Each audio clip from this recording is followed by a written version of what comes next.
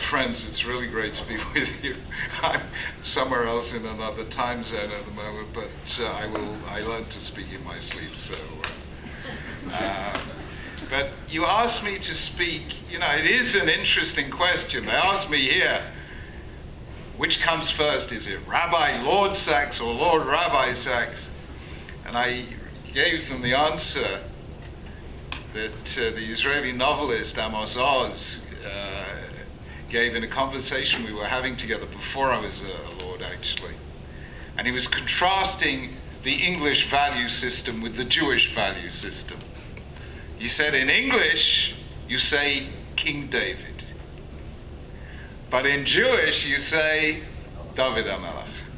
You see, in English, what counts is the title. First, it's a title, then comes the person. But amongst Yidden, first you're David, afterwards you're Melech. And what really counts is who you are, not what title or office you hold. And that is a very important lesson that I hope all of you will take with you. Friends, you've asked me to speak about universalism and particularism and what it is to live as a Jew in the wider world. And the short answer, I think, is very simple. And for me, it is most movingly exemplified in the story we'll read in a few weeks about Avram and his nephew Lot, who at a certain point come to a sort of parting of the ways. And Lot decides to go to Sodom, and Avram stays Avram. And we see in Bereshit 19, when the angels come to Lot, V'hu yoshev petach hashar, he's sitting in the gate of the city. And we see Lot, the first, to use the anachronistic phrase, the first assimilated Jew. He has decided to settle down in the cities of the plain. He is integrated. He's living among the non-Jewish populace. His daughters have married local men. They've married out. We note that when the angels come to visit Abraham, he's sitting at the entrance to his tent. But when they come to visit Lot, he's sitting in the gate of the city. Who sat in the gate of the city in ancient times? Mayor. The mayor, yes. The judges, right? So Rashi says, Otayam minu shofet. He'd just been appointed a judge. So he's a judge. His daughters have married local boys. He is part of them. He's the first assimilated Jew. Whereas Avram lives a little bit apart, on his own. We see in Bereshit 14, in Parashas Lech Lecha, he is willing to go and fight for his neighbors when his nephew Lot is taken a captive. He summons a group and he fights a battle for them. We see in Bereshit 18, he is willing to pray for their behalf. Ulai yesh 50 tzadikim b'toch ha'ir, ha'shovek kol ha'aretz lo yaseh mishpat. He will go to the nth degree to fight for the people of Sodom, to pray for the people of Sodom. But he is true to himself. He keeps a measure of distance from them. That is integration without assimilation. He stays himself. Now, what is the ultimate fate of the two of them? You remember Lot, who is settled down, he's a judge, but two strangers come and visit him. The whole town surrounds his house, demanding that they bring him out. When he offers them his two daughters instead to be raped, they try and attack him. It's only when the angels strike them with blindness that they're able to escape. When he is told by the angels, you've got to leave, the city has been destroyed, and he tells his two sons-in-law, they laugh at him. And what I think is the first anti-Semitic sentence in history, the people of the town, when he says, don't assault my visitors because they have taken shelter under my roof. The people of the town say, Ha'echad lagur v'shavot yishvot. Look at this outsider, this stranger who's come as a temporary resident. He is presuming to judge us? That is, I think, the first anti-Semitic remark in all of history. And only by slapping him out do the angels actually save him, because he's torn. Vayitmama, he delayed, and over the word Vayitmama is a very rare accent that only appears 4 times in the whole of Torah, called the Shalshelet, which goes up and down, in and out. He can't make his mind up. Am I a person of Sodom or am I a Jew? He is divided within himself. He can't make his mind up. Vayitmama, and that division within himself is almost fatal. He has no real acceptance in the world that he's assimilated into, and he himself has lost the integrity of an identity. That is Lot, who assimilated. Avram, who kept a distance. When Sarah dies, and he has to do business with the people of the land, with the Hittites, what do they call him? Anyone remember? Yeah. Nasi Elokim ata betochenu. You are a prince of God in our midst. The Hittites were not Hebrews. They were not monotheists. But they recognized in Avram a man, a holy man. You are a prince of God in our midst.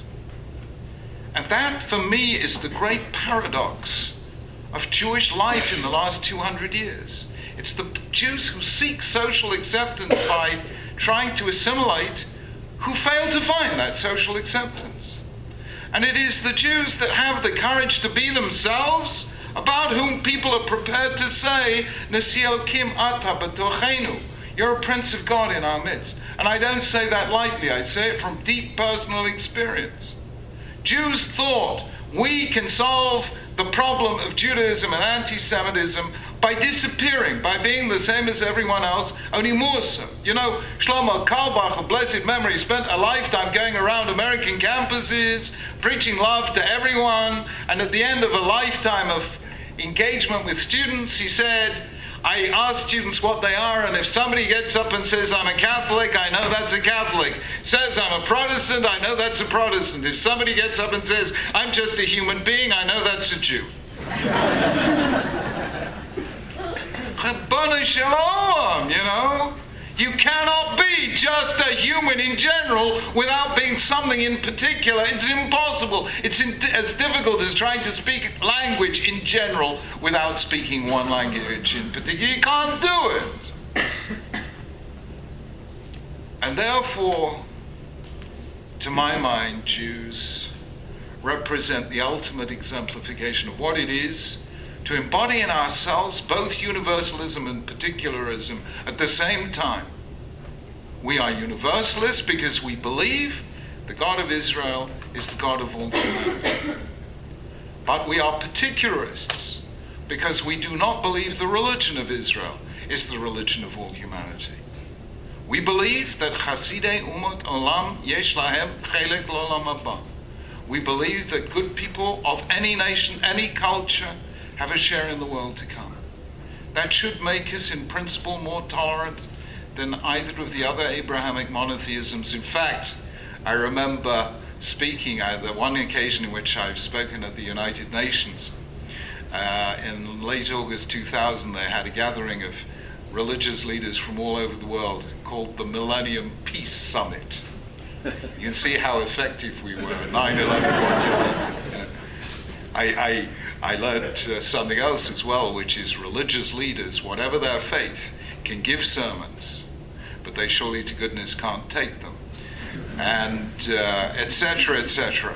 So one way or another, somebody said to me, a Hindu guru, he said, Rabbi Sachs, I want you to be the keynote at our counter conference.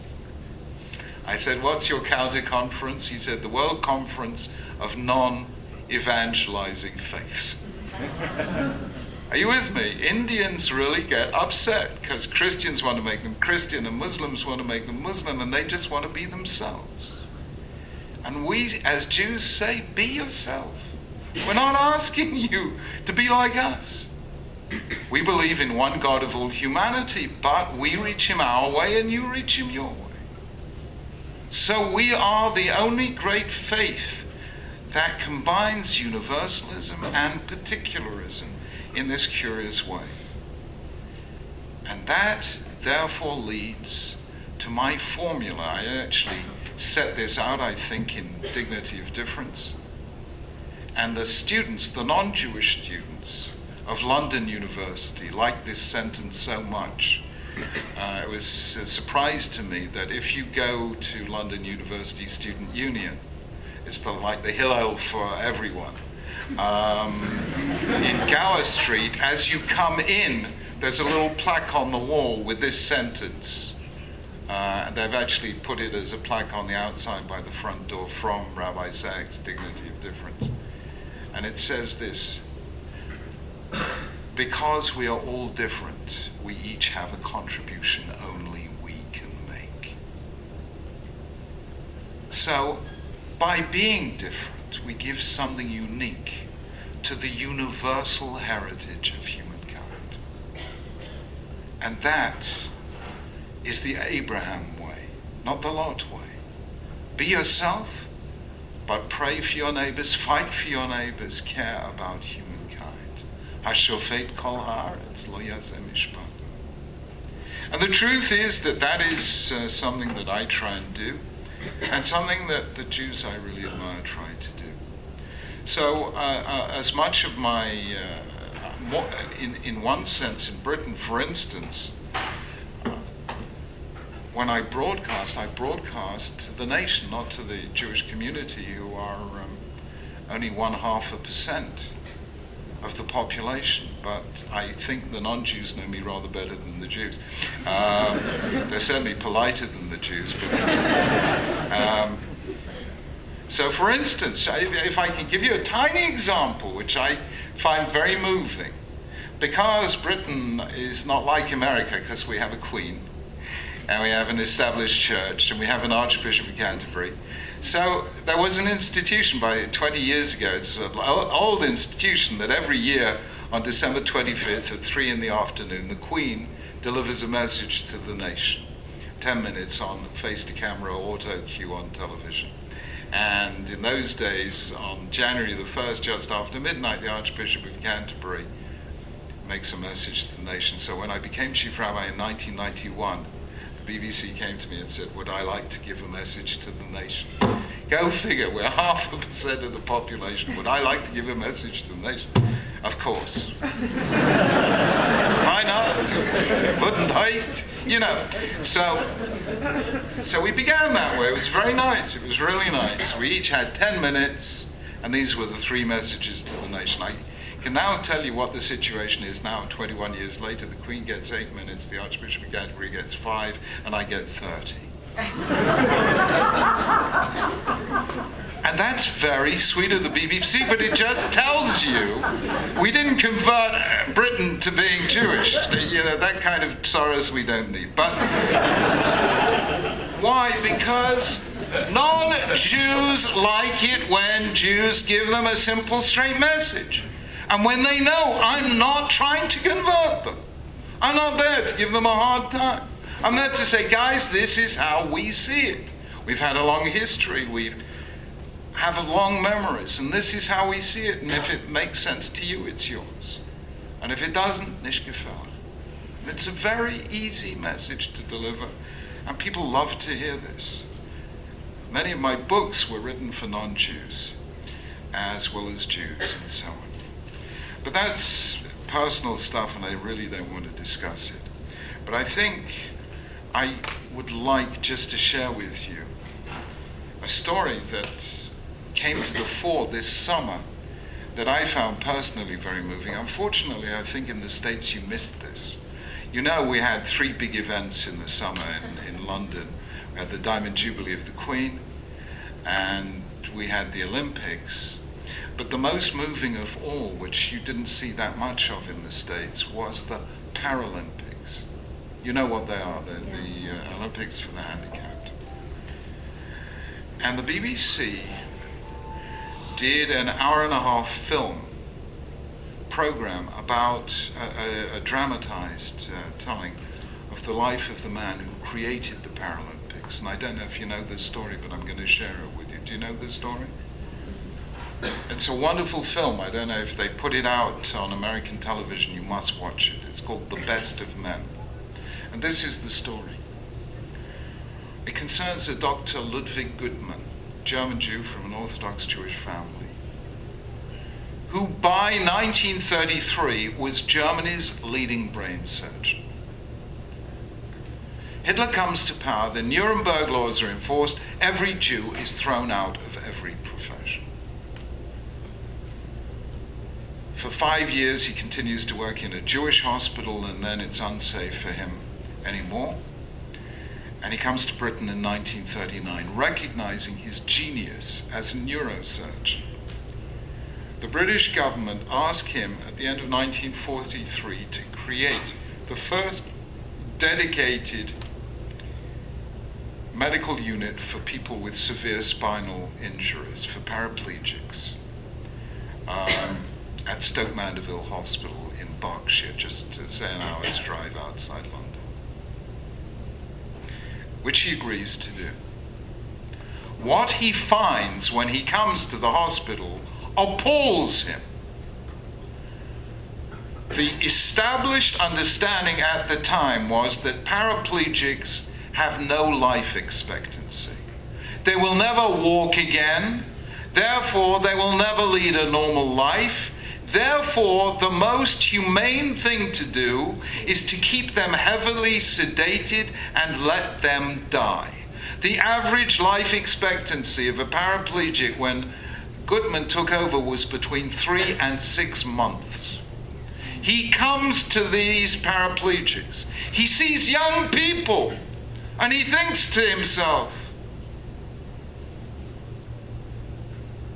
these are people that have a life ahead of them, not just behind them. This is a Jew who knew, Haidoti v'achem, hashamayim v'aretz, I testify before you, heaven and earth, that I have set before you life and death, the blessing and the curse, uvacharta v'chaim, choose life. And he sets it as his goal to give these people back their lives. And it is hard going. The first thing he does is halve their painkillers, because it's the sedatives that are keeping them completely bedridden. And that hurts.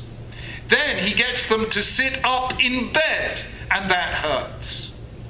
And then he gets them to do exercises, and that hurts. And then he throws basketballs at them, and that hurts. And then he brings a physical instructor in from the army to throw the balls around the ward, and that hurts. And then he gets them out of bed into wheelchairs, and then he gets the wheelchairs out of the ward into the garden. And every step of the way they're krächzing, and it hurts. And then he gets them to start playing games. And he sees them playing games together, hockey, basketball, whatever. Gets them excited. It's giving them back their life. So he realizes this is the refuah, this is the way to go. So he gets the doctors and nurses into wheelchairs to play games with the paraplegics. And since the paraplegics are better in wheelchairs than the hospital staff, they start winning. And once they start winning, they start living. And he can see this is exciting, so he organizes a national games for paraplegics. And in 1948, 4 years after he began the unit, he organizes the first Parallel Olympics. A Shene Yid, who knows from his experience in Nazi Germany what it feels like to be declared a non-person. So he sees these hospitalized people, and they're regarded as non-persons, and says, no, these are human beings. And at every step of the way, he is opposed. Because the nurses see he's giving the patients pain, and they think he's a sadist. The doctors think he is raising hopes in people whose lives are really hopeless. And And the BBC called the film that it made about his work The Best of Men because his fellow doctors summoned him to a tribunal and said, what are you doing? What are you raising their hopes? They are cripples. They are hopeless, helpless cripples. What do you think they are? And Goodman looks at the other doctors and says, who do I think they are? The best of men. It is the most hopeful film I ever saw. All the more hopeful, I mean, just narrowly beating The Shawshank Redemption, okay? But it's all the better because it wasn't written by Stephen King and it was really true. And I suddenly realized how the BBC portrays this guy, you know, as an Elech Yid. He comes home, says Shabbat Shalom to his wife and his kids. And I think to myself, that's it.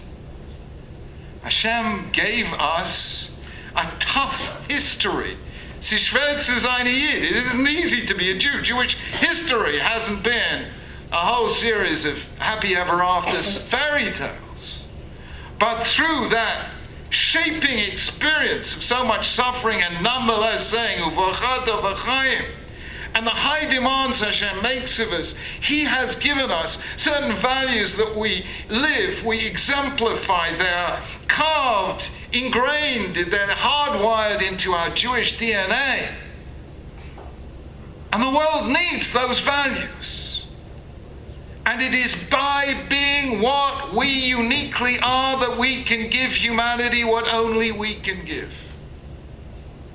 And therefore, don't tell me that universalism and particularism are conflicting values in Judaism. They are not. They're two sides of the same coin. We have to be universalists by being particularists. Don't get up and say, I'm just a human being. Get up and say, I'm a Jew. Don't get up and say, I'm a Jew. Get up and live, I am a Jew.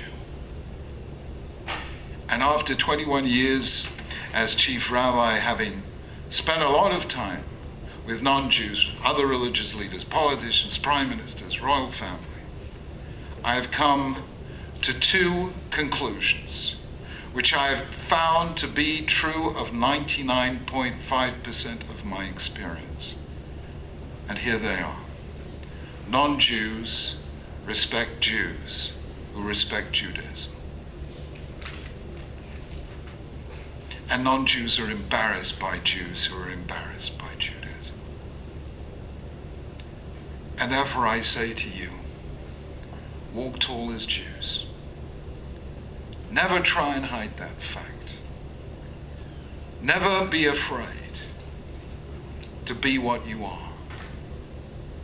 And never think yourself better than others, but never cease to realize that we have a special mission.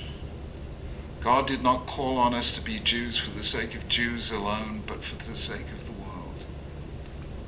And let us go out there, proud that we are Jews, and so conduct our lives that we will bring pride to the Jewish people and nachas ruach to God. Amen.